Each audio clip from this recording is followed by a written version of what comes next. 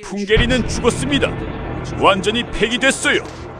2025년 12월 10일 미국 국방정보국 마크 존슨 팀장이 자신있게 말했습니다. 화면엔 위성사진이 떠 있었어요. 무너진 3번 갱도, 쓰러진 철탑, 폐허가 된 관측소, 누가 봐도 죽은 핵실험장이었죠. 북한이 다시 쓰려면 최소 2년과 수억 달러가 필요하다고 했습니다. 하지만 사흘 후 그 확신은 산산조각 났습니다. 한국에서 온 위성사진 한 장이 모든 걸 뒤집었거든요. 눈 덮인 산빛 아래 그어진 선, 능선 뒤편의 숨은 건물, 완전히 녹은 지붕. 미국 위성이 7년 동안 못 본 걸 한국 아리랑 7호가 단 사흘 만에 찾아냈어요. 어떻게 한국은 미국도 못 찾은 비밀을 발견했을까요? 그리고 풍계리에 숨겨진 진실은 무엇일까요? 그 전에 구독과 좋아요를 꼭 눌러주시면 행복 가득한 에너지가 반드시 여러분께 전달될 것입니다. 그리고 댓글로 한국 최고라고 적어주세요. 바로 사연 시작합니다. 저는 리처드 김입니다. 미국 국방정보국에서 일하는 한국계 미국인 분석관인데요. 워싱턴 DC에서 북한 핵시설을 분석하는 게 제 일이에요. 부모님은 1982년 서울에서 이민 오셨고 저는 LA에서 태어나 자랐습니다. 집에서 한국말을 쓰며 자라서 한국어를 할 줄 알고 대학에서 국제관계학을 전공했죠. 할머니가 부산에 사시기 때문에 한국에 대한 애정은 누구보다 깊습니다. 2018년 5월 저는 풍계리 폐쇄 장면을 사무실에서 지켜봤습니다. 북한이 외신 기자들을 초청해 공개 폭발을 했거든요. 생중계로 보는데 3번 갱도가 다이너마이트로 무너지고 관측소도 폭파되고 철탑도 쓰러지는 장면이 정말 장관이었어요. 북한 관리가 자랑스럽게 말했습니다. 조선은 비핵화 의지를 행동으로 보여주는 것입니다. 당시 미국 대통령도 김정은이 약속을 지켰다고 환영했죠. 저희 팀은 반신반의했지만 계속된 분석 결과 갱도는 정말 무너졌고 건물은 철거됐고 사람도 사라진 게 확인됐어요. 몇 년이 지나도 풍계리는 계속 죽어 있었습니다. 2019년에도, 2020년에도, 2021년에도 변화가 없었어요. 도로에 풀이 자라고 건물은 녹슬고 모든 게 폐허로 변해가고 있었습니다. 미국 정찰위성이 일주일에 두세 번씩 찍었지만 늘 똑같은 모습이었고 저는 매번 보고서를 작성하면서 변화 없음, 폐쇄 상태 유지라고 썼어요.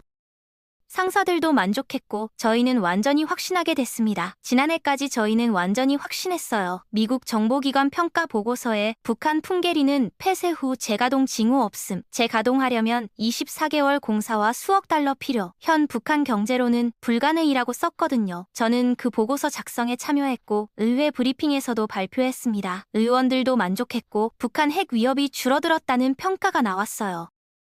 풍계리는 역사 속으로 사라진 줄 알았죠. 하지만 올 가을부터 이상한 정보가 들어오기 시작했습니다. 탈북자들이 증언했어요. 함경북도 길성군으로 군 트럭이 많이 움직인대요. 그것도 밤에만 움직인다고요? 길성군은 풍계리가 있는 곳이었는데 처음엔 무시했습니다. 탈북자 정보는 부정확한 경우가 많고 과장되는 경우도 많았거든요. 하지만 계속 비슷한 제보가 들어왔고 가을 내내 제보가 이어졌어요. 9월에도, 10월에도, 11월에도 계속 들어왔습니다. 제 직감이 말하고 있었어요. 뭔가 있다. 가을 중순. 저는 마크 팀장을 찾아갔습니다. 팀장님, 풍계리를 다시 분석해야 할 것 같습니다. 탈북자 정보가 계속 들어오고 있고 패턴이 있어요. 밤에만 움직인다는 게 수상합니다. 마크는 피곤한 얼굴로 고개를 저었습니다. 리처드, 우리 위성이 7년 동안 감시했는데 한 번도 변화가 없었잖아요. 탈북자 소문에 휘둘리지 마세요.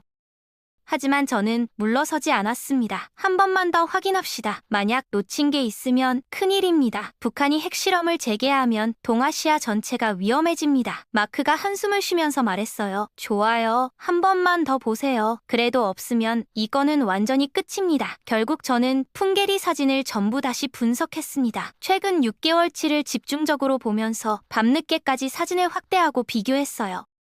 픽셀 하나하나를 들여다봤는데 아무것도 없었습니다. 풍계리는 여전히 죽어 있었고 무너진 갱도와 녹슨 철탑이 몇 개월 전이나 지금이나 똑같았어요. 눈까지 내려서 더 하얗게 덮여 있었습니다. 마크는 제 어깨를 두드리며 말했어요. 봤죠? 아무것도 없어요. 이제 다른 곳에 집중합시다. 영변이 더 중요해요. 저는 찝찝했지만 증거가 없어서 포기할 수밖에 없었습니다. 겨울 초 한국이 아리랑 7호를 발사했습니다. 나로 우주센터에서 누리호가 솟아올랐는데 뉴스에서 보니까 발사 장면이 정말 장엄하더라고요. 저는 동포로서 뿌듯했습니다. 한국도 정찰 위성을 가지게 됐구나. 이제 독자적인 정보 능력을 갖췄네. 부모님한테 전화해서 말씀드렸어요. 엄마, 한국이 정찰 위성 쏘아 올렸대요. 우리 기술로 만든 거래요. 어머니가 기뻐하시면서 말씀하셨습니다. 우리 조국이 정말 대단해졌구나. 네 할머니도 정말 자랑스러워하시겠다. 하지만 업무적으론 별로 신경 안 썼어요. 한국 위성이 미국보다 나을 거라곤 상상도 못했거든요. 미국이 정찰 위성의 본고장이니까요. 이틀 후 한국이 첫 사진을 공개했습니다. 북한 영변 핵시설이었는데 사무실이 술렁거렸어요. 한국 위성 사진 봤어? 진짜 선명하던데? 우리보다 나은 것 같은데? 저도 확인했는데 한국 국방부 웹사이트에 들어가서 클릭하는 순간 입이 떡 벌어졌어요.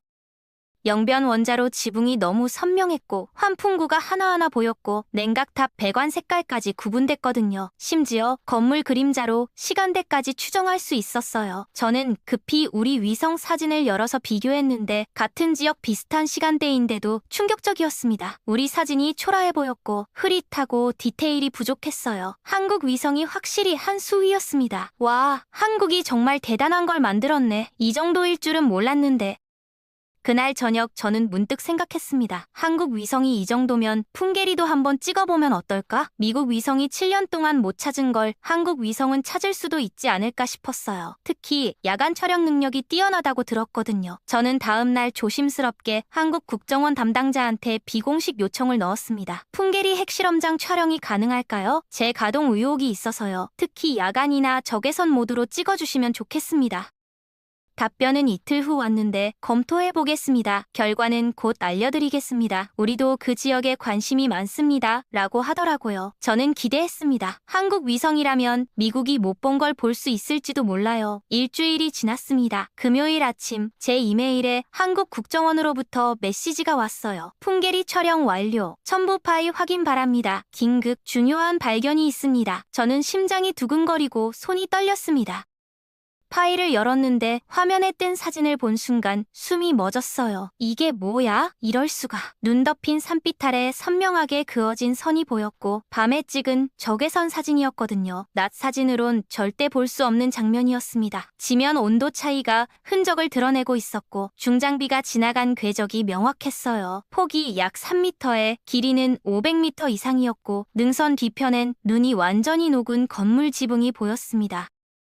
저는 급히 마크 팀장한테 전화를 걸었습니다. 팀장님, 지금 당장 오셔야 합니다. 큰일 났어요. 풍계리가 살아있습니다. 한국이 증거를 찾았어요. 10분 후 마크 팀장이 달려왔는데 숨이 찰 정도였습니다. 뭐라고? 풍계리가 살아있다고? 증거가 있어? 저는 사진을 보여줬는데 마크의 얼굴이 하얗게 질리면서 손이 떨리고 있었어요. 이건 말도 안 돼. 우리 위성이 7년 동안 감시했는데 어떻게 이런 걸 놓쳤지? 저는 침착하게 설명했습니다. 야간 적외선 모드입니다. 한국 위성만 가능한 촬영 방식이에요. 지면 온도 차이로 중장비 이동 흔적을 잡아냈고 눈 밑에 숨어있던 흔적이에요. 낮엔 절대 안 보입니다. 마크가 사진을 확대해서 보더니 궤적이 너무 선명해서 놀랐어요. 3번 갱도에서 북쪽으로 약 500m 능선을 타고 올라간 흔적이었습니다. 이 건물은 뭐죠? 마크가 지붕 위 눈이 녹은 건물을 가리키면서 물었어요. 발전시설로 추정됩니다. 내부에서 열이 나오고 있어서 새로 가동을 시작한 것 같아요. 온도가 주변보다 15도 높습니다. 마크가 책상을 치면서 말했습니다. 우리가 완전히 놓쳤네요. 7년 동안 바보처럼 북한이 우릴 속였어요. 밤에만 작업하면서요. 그의 목소리가 떨렸는데 이건 단순한 실수가 아니라 국가 안보의 문제였거든요. 곧바로 긴급회의가 소집됐고 국방정보국 고위 간부들이 모였습니다. 저는 한국 사진을 발표했는데 회의실이 술렁거렸어요. 한국 위성이 이 정도라고? 우리 위성은 왜 못 찾았죠? 7년 동안 뭘 한 겁니까? 질문이 쏟아졌고 저는 침착하게 설명했습니다. 야간 촬영과 적외선 기술의 차이입니다. 한국은 밤에도 선명하게 찍을 수 있고 눈이나 구름도 뚫고 찍으며 온도 차이를 0.1도까지 감지해요. 한 간부가 화난 목소리로 물었습니다. 그럼 우리는 7년 동안 세금만 낭비한 거예요? 회의 분위기가 무거워졌습니다. 부국장이 말했어요. 이건 정치적으로 큰 문제가 될 겁니다. 우리가 풍계리는 안전하다고 의회에 보고했는데 실제론 재가동 중이었다니 야당이 가만히 있지 않을 겁니다. 국장이 한숨을 쉬면서 말했습니다. 언론에 알려지면 난리가 날 거고 우리 정보력에 대한 신뢰가 무너지죠. 동맹국들도 의심할 거예요. 마크가 말했어요. 한국한테 자세한 정보를 요청합시다. 우리 혼자선 확인이 불가능합니다. 다음 날 저는 한국 국정원에 전화했습니다. 더 자세한 분석을 부탁드립니다. 이 건물의 정확한 용도와 활동 내역을 알고 싶고 주변 지역도 촬영해 주시면 감사하겠습니다. 얼마나 넓은 지역이 활성화됐는지 알아야 해요. 한국 담당자가 목소리에 자신감을 담아서 말했습니다. 이미 추가 촬영을 진행했습니다. 며칠 내로 보내드릴게요. 우리도 이 건에 대해 매우 심각하게 보고 있습니다. 북한이 바로 옆이니까요.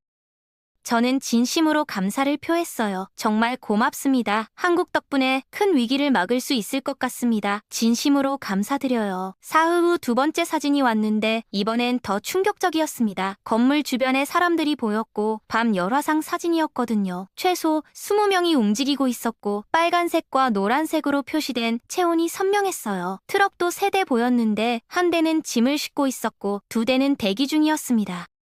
마크가 경악하면서 말했어요. 완전히 가동 중이네요. 이건 단순 보수가 아니라 본격적인 재가동입니다. 사람이 20명이나 움직이고 있어요. 저는 고개를 끄덕였는데 한국이 없었다면 우린 영원히 몰랐을 거예요. 사진을 더 자세히 분석했더니 건물 굴뚝에서 연기가 나오고 있었고 발전기가 돌고 있다는 증거였습니다. 갱도 입구 쪽으로 이어진 전선들도 보였는데 전기가 공급되고 있었어요. 저는 전율을 느꼈습니다. 북한이 정말로 새로운 핵실험을 준비하고 있어요. 이건 명백합니다. 동료들도 동의했고 이건 더 이상 의심의 여지가 없는 명백한 증거였습니다. 한국이 없었다면 우린 영원히 몰랐을 거고 미국이 자랑하는 첨단 정보력이 완전히 무력화된 순간이었어요. 저는 우리 위성팀한테 같은 지점을 찍어보라고 했습니다. 한국이 찍은 바로 그 위치를 우리도 촬영해보세요. 같은 시간대로 야간 모드 최대 해상도로 찍어보세요. 일주일 후 결과가 나왔는데 우리 사진엔 아무것도 안 보였습니다. 눈 덮인 산 위일 뿐이었고 건물도 사람도 트럭도 전혀 안 보였으며 연기도 보이지 않았어요. 그냥 하얀 눈뿐이었습니다. 기술 담당자가 말했어요. 야간 해상도가 부족합니다. 적외선 센서도 한국만큼 정밀하지 않아요. 온도 차이를 감지하는 능력이 한참 떨어지는데 우리 센서는 하나도 차이를 겨우 감지하는데 한국은 0.1도까지 잡아내요. 그날 저는 깨달았습니다. 한국이 우리보다 앞서 있다는 걸요. 적어도 정찰위성 기술에선 확실히 그랬습니다. 동료 한 명이 말했어요. 한국이 어떻게 이런 기술을 개발했을까요? 우리보다 예산도 적고 경험도 부족한데요. 저는 답했습니다. 아마 우리가 모르는 사이에 엄청난 투자를 했을 겁니다. 조용히, 꾸준히요. 그리고 절실했을 거예요. 북한과 바로 맞닿아 있으니까요. 우리는 북한이 멀리 있지만 한국은 바로 옆이에요. 며칠 후 저는 한국 국정원 담당자한테 제안했습니다. 직접 만나 뵙고 싶습니다. 한국의 위성 기술에 대해 더 알고 싶고 협력 방안도 논의하고 싶어요. 이건 양국 모두에게 중요한 문제니까요. 답변은 긍정적이었는데 환영합니다. 언제든 오세요. 저희 관제센터도 보여드릴 수 있고 한국의 기술을 직접 보시면 놀라실 겁니다. 자랑스럽게 보여드리고 싶어요. 라고 했습니다. 저는 설레서요. 한국 땅을 밟는 것도 첨단 시설을 보는 것도 기대됐거든요. 2주 후 저는 서울에 있었습니다. 인천공항에 내리는 순간 가슴이 뭉클했는데 할머니 고향이기도 했고 제 뿌리가 있는 곳이기도 했거든요. 공항을 나서니 서울의 활기가 느껴졌고 높은 빌딩들과 빠르게 움직이는 사람들, 첨단 시설들을 보면서 한국의 발전이 눈에 보였어요. 지하철도 깨끗하고 빨랐는데 30년 전 부모님이 떠났던 나라와는 완전히 달랐습니다. 국정원 담당자가 마중 나왔고 환영합니다. 리처드님, 멀리서 오시느라 수고하셨습니다. 라고 인사했어요. 다음 날 우리는 대전으로 갔습니다. 한국항공우주연구원이 있는 곳이었는데 건물에 들어서는 순간 압도됐어요. 최첨단 장비들이 즐비했고 거대한 스크린들과 수십 대의 컴퓨터, 복잡한 계기판들이 미국 시설 못지 않았습니다. 아니, 어떤 면에선 더 현대적으로 보였고 더 깨끗하고 정돈돼 있었어요. 관제센터는 더 놀라웠는데 거대한 스크린에 실시간 위성 영상이 떠 있었고 지구가 돌아가는 모습과 위성의 궤도가 한눈에 보였습니다. 담당자가 설명했습니다. 아리랑 7호는 지금 북한 상공을 지나고 있습니다. 실시간으로 촬영 중이에요. 저기 보이시죠? 평양이 보입니다. 저는 화면을 지켜보면서 감탄했는데 영상이 너무 선명해서 건물 창문까지 보였고 사람이 걷는 모습도 구분됐으며 차량의 색깔도 구분됐거든요. 해상도가 몇 센티미터죠? 제가 물었더니 담당자가 미소 지으면서 답했습니다. 30cm입니다. 신문 헤드라인을 읽을 수 있는 수준이에요. 그리고 야간엔 적외선 모드로 전환돼서 온도 차이 0.1도까지 감지합니다. 사람의 체온도 잡아낼 수 있고 심지어 움직이는 사람과 서 있는 사람도 구분할 수 있어요. 저는 정말 감탄했는데 미국 위성도 이 정도는 아니었거든요. 어떻게 이런 기술을 개발하신 겁니까? 미국도 못하는 걸 한국이 해냈잖아요. 비결이 뭡니까? 연구원이 자부심을 담아서 답했습니다. 20년 넘게 준비했습니다. 처음엔 외국 기술에 의존했지만 점차 독자 개발로 전환했어요. 수백 명의 연구원이 밤낮 없이 일했고 실패도 많았지만 포기하지 않았습니다. 특히 적외선 센서 개발이 어려웠는데 3년 동안 200번 넘게 시험했어요. 계속 실패했지만 끝까지 해냈습니다. 한 번은 거의 포기할 뻔했지만 연구팀이 함께 버텼어요. 저는 정말 감동받았는데 한국인의 끈기와 열정을 느낄 수 있었거든요. 또 다른 연구원이 말했습니다. 우리한텐 선택의 여지가 없었어요. 북한이 바로 옆에 있으니까요. 우리 가족과 우리 땅을 지키려면 최고의 기술이 필요했습니다. 그게 우릴 여기까지 오게 했고 실패해도 다시 일어섰는데 포기는 곧 죽음을 의미했으니까요. 저는 고개를 끄덕이면서 깨달았습니다. 절실함이 혁신을 만들어낸 거였죠. 미국은 그런 절실함이 없었는데 북한이 멀리 있으니까요. 하지만 한국은 달랐고 생존이 걸린 문제였거든요. 담당자가 말했습니다. 풍계리 건은 우리도 중요하게 봅니다. 북한의 위협은 한국이 가장 직접적으로 느끼니까요. 미국과 긴밀히 협력하고 싶습니다. 정보를 공유하고 함께 분석하고 공동으로 대응하고 싶어요. 우리 기술과 미국의 정보망을 합치면 북한은 숨을 곳이 없을 겁니다. 저는 고개를 끄덕였습니다. 이젠 우리가 한국한테 배워야 할 때예요. 정보를 공유하고 함께 분석하고 공동으로 대응해야 합니다. 한국 없이는 우리가 못 보는 게 너무 많아요. 풍계리가 그걸 증명했습니다. 그날 우리는 협력 방안을 구체적으로 논의했고 서로의 강점을 결합하기로 합의했어요. 서울로 돌아오는 길에 저는 생각했습니다. 한국이 이렇게 발전한 이유가 뭘까? 담당자한테 물었더니 잠시 생각하더니 답했어요. 절실함이죠. 우리는 선택의 여지가 없었어요. 북한의 위협은 늘 현실이니까요. 살기 위해, 지키기 위해 최선을 다했고 포기하지 않았습니다. 실패해도 다시 일어섰는데 그게 한국인이에요. 저는 고개를 끄덕이면서 절실함이 혁신을 만들어낸 거라고 다시 한번 깨달았습니다. 미국으로 돌아온 후 저는 보고서를 작성했습니다. 한국과의 정찰위성 협력 제안이라는 제목이었는데 핵심 내용은 간단했어요. 한국의 야간 적외선 기술과 미국의 광범위한 정보망을 결합하자는 거였습니다. 양국의 강점을 합치면 북한은 낮에도 밤에도 구름 속에도 눈 속에도 다 보여서 숨을 곳이 없어질 거예요. 마크 팀장이 보고서를 읽고 말했습니다. 좋은 제안입니다. 상부에 올려볼게요. 통과될 거예요. 풍계리 것만 봐도 명백하니까. 한 달 후 협력안이 승인됐습니다. 한국과 미국은 공식 협력 체계를 구축하기로 했는데 주요 내용은 한국은 야간 적외선 촬영과 고해상도 영상을 제공하고 미국은 전 세계 정보망과 분석 역량을 공유하는 거였어요. 양국 분석관들이 실시간으로 정보를 주고받기로 했고 24시간 핫라인도 구축했습니다. 저는 이 협력팀의 미국 측 책임자가 됐는데 영광이었어요. 두 나라를 잇는 다리가 된 거였거든요. 첫 번째 공동 작업은 풍계리 정밀 분석이었습니다. 한국이 매일 밤 적외선 사진을 찍었고 저희는 과거 데이터와 비교 분석했어요. 한 달 만에 놀라운 발견을 했는데 풍계리가 실제로 4번 갱도를 새로 파고 있다는 증거였습니다. 중장비 이동 궤적과 굴착 진행 상황, 인원 배치까지 모든 게 드러났어요. 심지어 작업 시간표까지 유추할 수 있었는데 밤 10시부터 새벽 5시까지 집중적으로 작업하고 있었고 작업 인원은 평균 25명에 트럭은 매일 5대씩 드나들었습니다. 이 정보는 즉시 미국 정부 최고위층에 보고됐습니다. 대통령 안보 브리핑에도 올라갔는데 정책 결정자들이 놀랐어요. 한국 위성이 이 정도인 줄 몰랐다는 반응이었죠. 한 의원이 말했습니다. 우리가 한국을 과소평가했습니다. 이젠 동등한 파트너로 대해야 하고 아니 어떤 면에선 한국이 우리보다 앞섰어요. 곧 한국에 대한 평가가 달라졌는데 더 이상 도움을 받는 나라가 아니라 함께 협력하는 동등한 파트너로 인식됐거든요. 몇 달 후 저는 다시 한국을 방문했는데 이번엔 협력 성과를 축하하는 자리였어요. 대전 관제센터에서 양국 관계자들이 모였고 한국 국정원장이 말했습니다. 이번 협력은 양국 모두에게 큰 성과입니다. 서로의 강점을 결합해서 더 큰 가치를 만들어냈고 풍계리 재가동을 조기에 발견한 건 양국 안보에 큰 기여예요. 우리 혼자선 못했을 일입니다. 미국 측 대표도 화답했어요. 한국의 기술력에 감사드립니다. 진정한 동맹의 의미를 다시 생각하게 됐습니다. 저는 연단에 섰습니다. 제 차례가 왔는데 저는 한국계 미국인입니다. 두 나라 모두 제 조국이에요. 이번 협력을 보면서 정말 자랑스러웠는데 한국은 놀라운 기술을 개발했고 미국은 그 가치를 인정했어요. 서로를 존중하고 배우는 모습이 아름다웠고 이게 진정한 동맹이고 진정한 파트너십입니다. 라고 말했습니다. 박수가 터져나왔고 저는 눈시울이 뜨거워졌는데 꽃만 같았어요. 제 인생 최고의 순간이었습니다.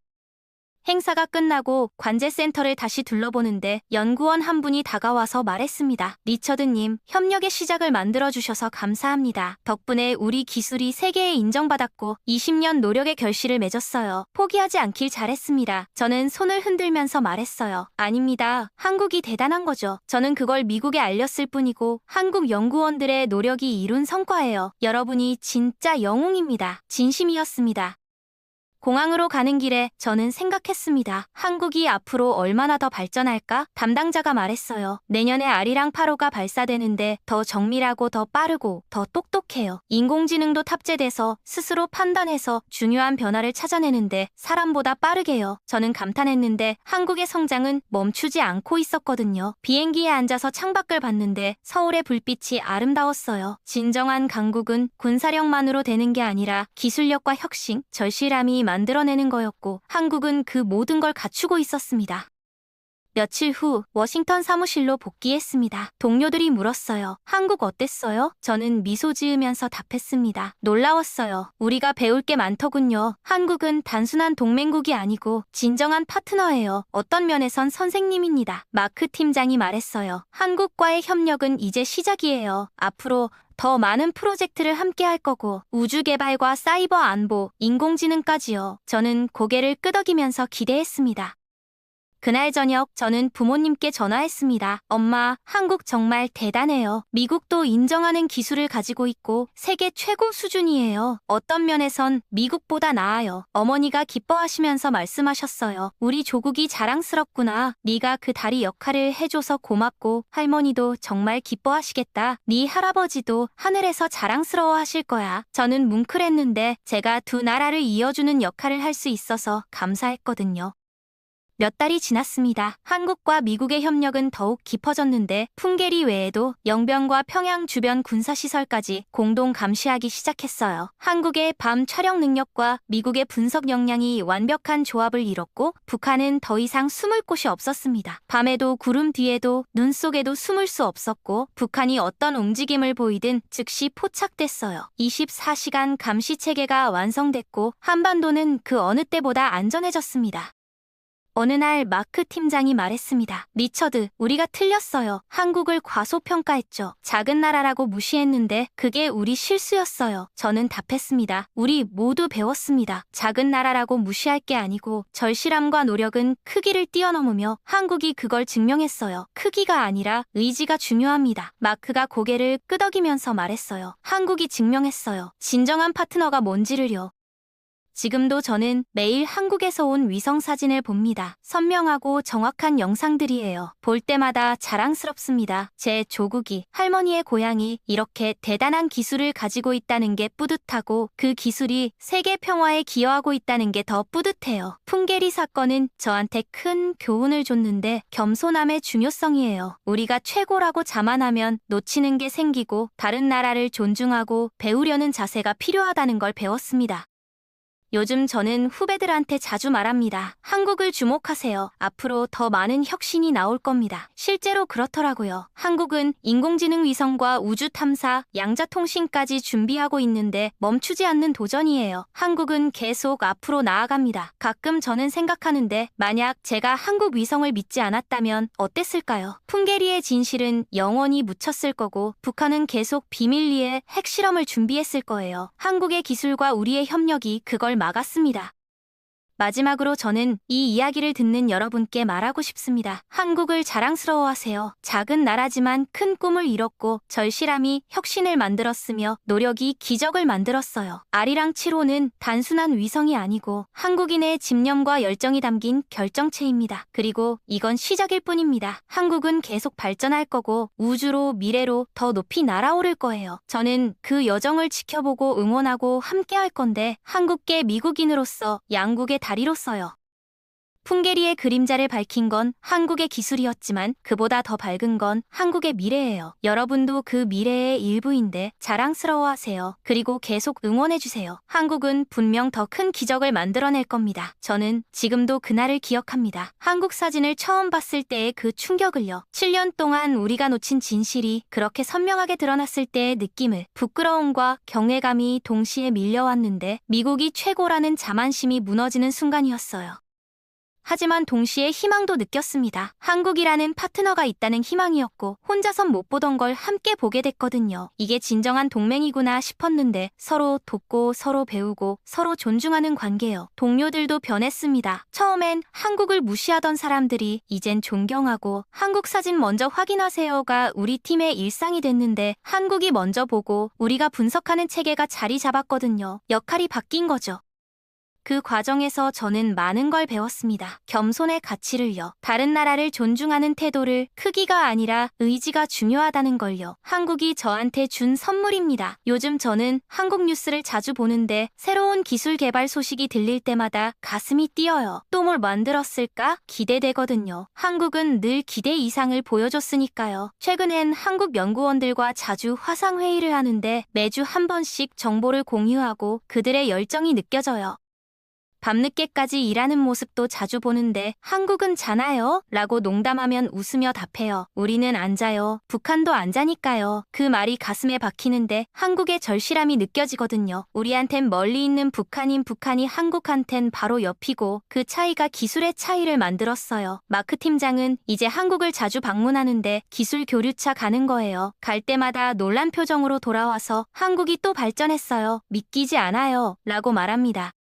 작년엔 한국이 달 탐사선도 쏘아 올렸는데 미국, 러시아, 중국, 인도에 이어 5번째였어요. 작은 나라가 이룬 큰 성과였는데 저는 부모님과 함께 발사 생중계를 받고 어머니가 눈물을 흘리셨어요. 우리 조국이 이렇게 대단해졌구나. 이제 미국 내에서 한국을 보는 시각이 많이 바뀌었는데 동아시아 전문가들이 한국을 주목하고 다음 혁신은 한국에서 나온다는 말이 나올 정도죠. 실제로 그렇습니다. 배터리와 반도체, 조선, 그리고 이젠 우주 기술까지요.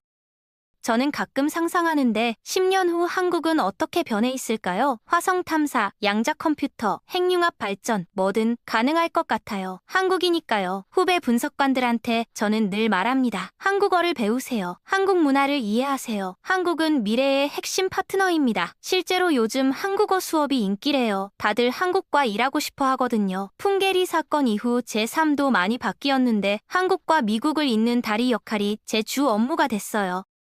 작년엔 한국 정부로부터 표창도 받았습니다. 한미협력 증진 공로라는 명목이었는데 상을 받으러 서울에 갔을 때 할머니도 오셨어요. 90세가 넘으셨는데도 건강하세요. 할머니가 제 손을 잡고 말씀하셨습니다. 네가 두 나라를 이어줘서 고맙다. 네 할아버지도 자랑스러워하실 거야. 그날 밤 저는 오래 생각했는데 제 정체성에 대해서요. 저는 미국인일까요? 한국인일까요? 답은 간단했어요. 둘 다예요. 그게 제 강점이고 두 나라를 모두 이해하고 사랑하니까 요즘 미국에서 한국 문화가 인기인데 음악과 드라마, 영화뿐 아니라 기술도요. 한국 제품을 쓰고 한국 음식을 먹고 한국 기술을 배우는데 제가 어렸을 땐 상상도 못한 일이에요. 동료 중 한 명이 말했습니다. 리처드, 당신 조국 정말 대단해요. 어떻게 그렇게 빠르게 발전했죠? 저는 답했습니다. 절실했으니까요. 그리고 포기하지 않았으니까요. 실패해도 다시 일어섰는데 그게 한국입니다. 절실함과 끈기, 그리고 도전 정신이 만들어낸 기적이었어요. 풍계리는 이제 24시간 감시 대상인데 한국 위성이 밤을 미국 위성이 낮을 담당하고 완벽한 협력 체계예요. 북한이 조금이라도 움직이면 즉시 포착되는데 작년엔 실제로 핵실험 준비 징후를 조기에 발견해서 막기도 했어요. 그때 한국 분석관이 먼저 발견했는데 새벽 3시에 이상한 열 신호를 포착한 거였어요. 즉시 저한테 연락이 왔고 확인해보니 핵실험 준비였습니다. 우리는 곧바로 양국 정부에 보고했고 외교적 압박이 시작됐어요. 그날 저는 깨달았습니다. 한국이 없었다면 우리가 이걸 막지 못했을 거야. 한국의 기술이 세계를 더 안전하게 만들고 있는데 이게 한국의 힘이에요. 지난달엔 한국에서 국제 우주 컨퍼런스가 열렸는데 저도 참석했어요. 전 세계 우주 전문가들이 모였고 놀라운 건 모두가 한국 기술에 관심을 보였다는 거예요. 한국의 적외선 센서 기술을 배우고 싶다는 요청이 쏟아졌는데 한국 연구원들이 자랑스럽게 발표했어요. 20년 개발 과정과 200번의 실패, 그리고 마침내 성공까지 청중들이 기립박수를 보냈고 저도 일어나서 박수 쳤는데 눈물이 났어요. 한국인으로서, 아니 한국계 미국인으로서 자랑스러웠습니다. 컨퍼런스 후 여러 나라가 한국과 협력을 요청했는데 일본과 독일, 프랑스, 영국까지요. 한국이 우주기술의 허브가 되고 있는데 작은 나라가 세계를 선도하고 있어요. 이제 한국은 더 이상 작은 나라가 아닙니다. 기술 강국이고 우주 강국이며 무엇보다 희망의 나라죠. 저는 오늘도 한국 사진을 보는데 북한을 찍은 선명한 사진들을요. 볼 때마다 감사한데 한국이 있어서요. 한국의 기술이 있어서, 한국의 열정이 있어서요. 그리고 저는 다짐합니다. 두 나라를 계속 이어가겠다고요. 한국의 발전을 미국에 알리고 미국의 경험을 한국과 나누겠다고. 그게 제 사명입니다. 풍계리의 그림자는 이제 더 이상 숨을 수 없는데 한국의 눈이 하늘에서 지켜보고 있으니까요. 밤에도 낮에도 언제나요. 이게 한국의 힘인데 작지만 강한 나라, 절실하지만 희망찬 나라, 실패해도 다시 일어서는 나라, 바로 대한민국입니다. 여러분, 한국을 자랑스러워하세요. 그리고 계속 응원해주세요. 한국의 여정은 아직 끝나지 않았는데, 아니, 이제 시작입니다. 더 큰 꿈을 향해 날아오르고 있어요. 우주를 향해서요. 저는 그 여정을 계속 지켜볼 건데, 한국계 미국인으로서, 두 나라를 사랑하는 사람으로서, 그리고 무엇보다 한국의 팬으로서요. 감사합니다. 저는 특히 한국 연구원들의 협력 정신에 감동받았습니다. 경쟁이 아니라 협력을 통해 발전하려는 자세가 정말 인상적이었는데 한 팀이 개발한 기술을 다른 팀이 발전시키고 그걸 또 다른 팀이 응용하는 선순환 구조가 있었어요. 우리끼리 싸우면 시간만 낭비해요. 함께 가야 빨리 갈 수 있습니다. 라고 한 연구원이 말했는데 이게 바로 한국이 빠르게 발전할 수 있었던 비결이 아닐까 싶어요. 돌이켜보면 풍계리 사건은 제 인생의 전환점이었습니다. 그전까지 저는 미국 중심으로 생각했는데 한국이 보여준 놀라운 기술력과 헌신을 보면서 시야가 넓어졌어요. 세상은 미국만 있는 게 아니고 작은 나라도 큰 영향력을 발휘할 수 있다는 걸 깨달았습니다. 그리고 진정한 리더십은 자신이 최고라고 주장하는 게 아니라 다른 나라의 강점을 인정하고 함께 성장하는 거라는 걸 배웠어요.